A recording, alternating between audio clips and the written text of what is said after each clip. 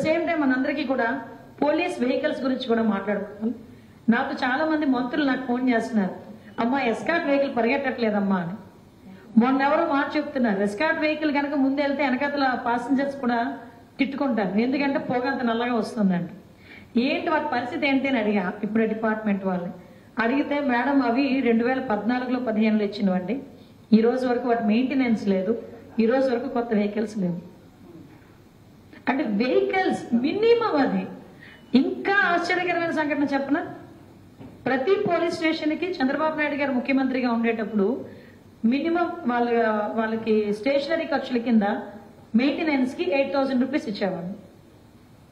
ఆ 8,000 రూపాయలు కూడా లేదు లాస్ట్ 5 years లో. మన పోలీసులు తిట్టుకొని ఏం లాభం చెప్పండి?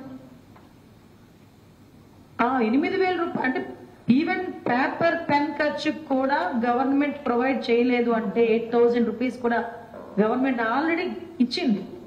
2014లోనే ఇవన్నీ కూడా శాంక్షన్ అయిన పరిస్థితి. ఆ ఇచ్చిన డబ్బులు కూడా వీళ్ళ చేతులకు వెళ్ళలేదు. మీకు తెలుసా, పక్క తెలంగాణ రాష్ట్రంలో ఒక్కొక్క పోలీస్ స్టేషన్ కి 75,000 రూపీస్ వెళ్తుంది. సో ఈ రోజు మనం అంత అమౌంట్ కాదు, మనకున్న ప్రాబ్లమ్స్ బట్టి మనం ఎంతో మినిమం అవి కూడా మనం ప్రొవైడ్ చేయలేకపోతున్నాం. ఈ రోజు సుమారుగా పోలీస్ డిపార్ట్మెంట్ లో మనం రిక్రూట్మెంట్ చేసుకోవాల్సిన అవసరం కూడా ఉంది. లాస్ట్ 5 years ఒక్క కానిస్టేబుల్ పోస్ట్ కూడా లేదు, ఒక హోంగార్డ్ పోస్ట్ కూడా లేదు. సచివాలయంలో పనిచేస్తున్న ఉమెన్ పోలీసులు నాకు 15,000 మంది రిక్రూట్మెంట్ జరగాలి అని ఆ రోజు పోలీస్ డిపార్ట్మెంట్ వాళ్ళు చెప్తే, సపరేట్ గా చేయడం ఎందుకు, ఉమెన్ పోలీసులను తీసుకెళ్లి కూర్చోబెట్టండి.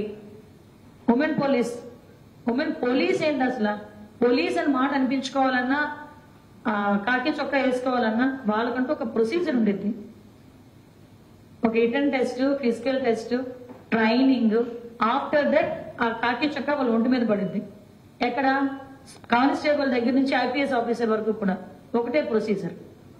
అదేమీ లేకుండా వితౌట్ ఎనీ ఫిజికల్ టెస్ట్, ఒక రిటర్న్ టెస్ట్ చేసి ఏదో మహిళా సంరక్షణ అని పెట్టి వాళ్ళు మహిళా పోలీసుల కింద టర్న్అప్ చేసి వాళ్ళని యూనిఫామ్ వేసుకొని వాళ్ళని ఉద్యోగాలు చేయమంటే ఎలా చేస్తారు వాళ్ళు?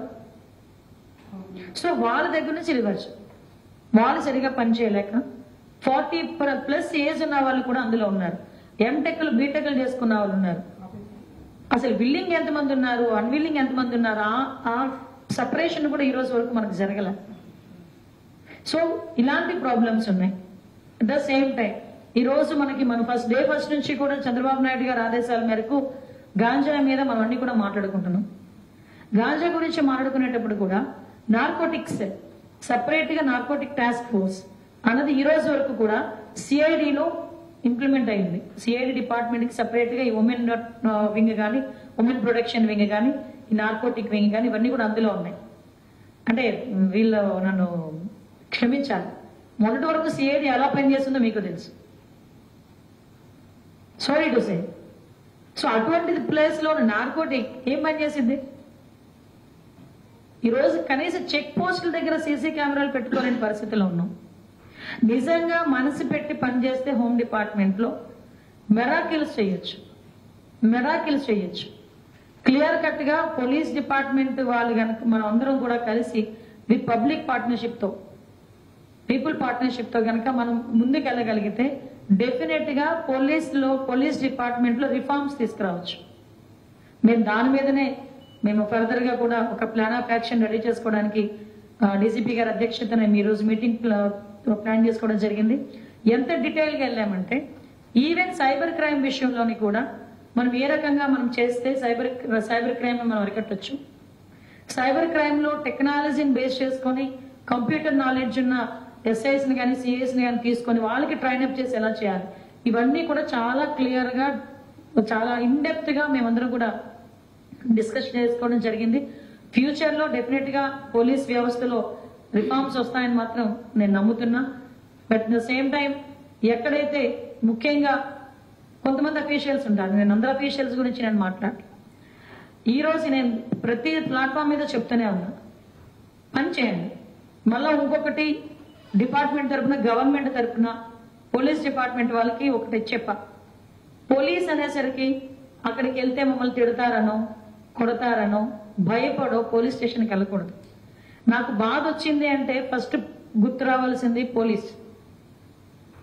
నాకు కష్టం వచ్చిందంటే ఫస్ట్ గుర్తు రావాల్సింది పోలీస్ స్టేషన్ లోకి వెళ్ళి పోలీస్తో ఆ వివరం చెప్పగానే 50% వాళ్ళకి ఆ కష్టం తీరిపోవాలి. అది ఎప్పుడు తీరుతుంది అంటే పోలీస్ కూర్చొని వాళ్ళు చెప్పింది చెప్పినట్టుగా వింటే ముందు, తర్వాత ఏం జరుగుతుంది తర్వాత విషయం. అంతేగాని పోలీస్ డిపార్ట్మెంట్ వాళ్ళే కూర్చొని కౌంటర్ కేసులు కట్టండి, అవి కట్టండి, ఇవి కట్టండి కాదు. కొంచెం ఆ పోలీస్ డిపార్ట్మెంట్ వాళ్ళకి పబ్లిక్ కి మధ్యలో ఒక బాండింగ్ క్రియేట్ అవ్వాలి. అది కనుక క్రియేట్ అయితే డెఫినెట్ గా క్రైమ్ రేట్ విషయంలో పోలీస్ డిపార్ట్మెంట్ నమ్మితే ఆటోమేటిక్ గా ప్రజలు కూడా ఉన్నట్టు మాట్లాడతారు, ఆటోమేటిక్ గా ప్రాబ్లం కూడా సాల్వ్ అవుతుంది. అట్ ద సేమ్ టైం 17 సంవత్సరాలు మనకి ఉమెన్ మిస్సింగ్ కూడా ఎక్కువగా 16 years నుంచి 21 years ఇన్ బిట్వీన్ ఎక్కువ జరుగుతుంది.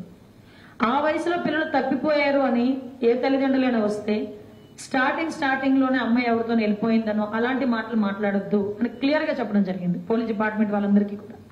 ఎందుకంటే మాక్సిమం చెప్పరు, కానీ ఎందుకంటే ఆ ఏజ్ గ్రూప్ అనేసరికి ఎవరికైనా ఫస్ట్ థాట్ వచ్చి అలా వచ్చేస్తుంది, కానీ అది తప్పు. ఈ రోజుల్లోని మొన్న మన చీరాల సంఘటన జరిగిందండి. ఆ అమ్మాయికి అసలు అభోషభం తెలియదు. ఆ అమ్మాయి నేచురల్ కాల్స్ కి రోజువారీ వెళ్ళేటట్టుగానే అక్కడికి వెళ్ళింది. గాంజాయి రాత్రంతా తాగున్నారు, గాంజాయి తీసుకున్నారు. మార్నింగ్ 6 o'clock వచ్చి అమ్మాయిని ఎవరో తెలియదు, అమ్మాయికి కూడా వాళ్ళు ఎవరో తెలియదు, రేప్ అండ్ మర్డర్. సో ఇలాంటి సంఘటనలు కూడా చాలా జరుగుతున్నాయి. కాబట్టి నేనేమంటానంటే ఒక ఫ్రెండ్లీ పోలీస్ వాతావరణం అనేది క్రియేట్ కావాలి, ప్రజల్లో నమ్మకం ఉండాలి. 5 సంవత్సరాలుగా పోలీస్ అంటే ఒక ముద్ర పడిపోయింది. ఏదో ఆ ప్రతిపక్షాల ఇళ్ల దగ్గర కాపలా కాయడానికో, ప్రతిపక్షాల వాళ్ళని అరెస్ట్ చేయడానికో, ప్రతిపక్షాల మీద భయాందోళనకు గురి చేయడానికో తప్పించి వేరే దానికి ఉపయోగించిన పరిస్థితి కనిపించలేదు. కానీ ఇప్పుడు అలా జరిగే పరిస్థితికి లేదు. డెఫినెట్ గా పోలీస్ డిపార్ట్మెంట్ లో రిఫార్మ్స్ అనేవి తీసుకొస్తాం. రాబోయే కాలంలో పూర్తి ఎజెండాతో వీలైతే సెంట్రల్ గవర్నమెంట్ లోని మన హోమ్ మినిస్టర్ గారిని కూడా కలిసి, డీసీపీ గారు మేమందరం కూడా కలిసి ఎక్కడైతే మనం ఏ రకంగా చేసుకుంటే డిపార్ట్మెంట్ హ్యాపీగా ఉండాలి, ప్రజలు హ్యాపీగా ఉండాలి, ఈ రెండింటిని బ్యాలెన్స్ చేసుకుని ముందుకెళ్తామని మాత్రం మీ అందరికీ తెలియజేసుకుంటున్నాం.